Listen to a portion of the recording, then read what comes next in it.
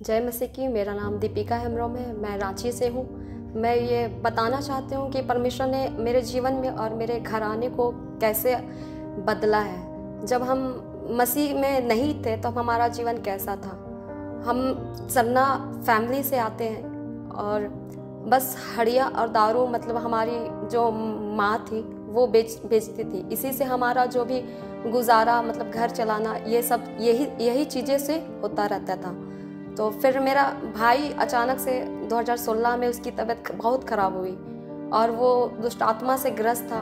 ये बात हमें पता भी नहीं थी। मेरे नानी मौसी सब मसीह में हैं और उनके लिए मतलब हमारे लिए वो प्रार्थना भी करते थे और हमें ये भी नहीं समझ में आता था कि क्यों ऐसा हो रहा है। हम इतना सारा मतलब झाड़ फूक जो ये सरना फैमिली में ये करते हैं, ओझा भगत सारा कुछ हम लोग करवा चुके थे, पर कुछ भी ये नहीं हो रहा था कि कैसे ठीक होगा।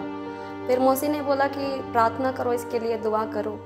फिर हम जब प्रार्थना करने लगे उसके लिए तो वो चीज़ों को परमेश्वर ने बदला। 1 महीना तक वो उसमें कुछ भी सुधार नहीं हो रहा था। फिर धीरे धीरे करते करते उसे मतलब दुष्ट आत्मा से वो आज़ाद हुआ, चंगा हुआ। और जब हम इस कलीसिया से जुड़े WCC वर्शिप सेंटर से, तो परमेश्वर के दासों के द्वारा हमने अपने जीवन में आशीष को पाया और इस चीज़ से छुटकारा को पाया।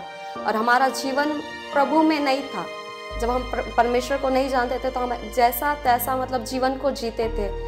और जो हमारे परिवार के लोग थे, मसीह में आने के बाद भी हमारा बहुत विरोध हुआ।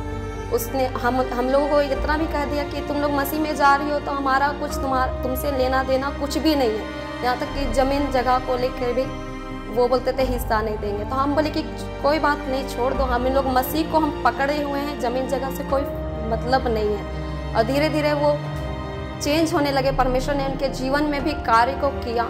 वो घर आते थे तो घर में घुसते नहीं थे कि हमने प्रभु को ग्रहण किया है। वो अछूत टाइप से हमारे जीवन में मतलब वो हमसे सोचते थे कि हम अछूत हैं। आते थे तो घर भी नहीं घुसते थे। ये बात हमको बुरा लगता था और मुझसे कहती थी कि प्रार्थना करो, दुआ करो, उनका जीवन बदलेगा। और सचमुच परमेश्वर ने धीरे धीरे उन चीज़ों को बदला है और हमारे परिवार में अपने आशीष को दिया है। और उस शराब से जिस बंधन से हम जकड़े हुए थे, शराब के बंधन से, उन चीज़ों से परमेश्वर ने आज़ाद किया है। परमेश्वर का इसके लिए परमेश्वर का धन्यवाद करती हूँ। और इस कलीसिया के लोगों के लिए और हमारे अगुओं के लिए जो हमारे दिन प्रतिदिन हमारे लिए दुआ करते हैं, इसके लिए धन्यवाद करती हूँ। इस गवाही से आप सभी को आशीष मिले। जय मसीह की।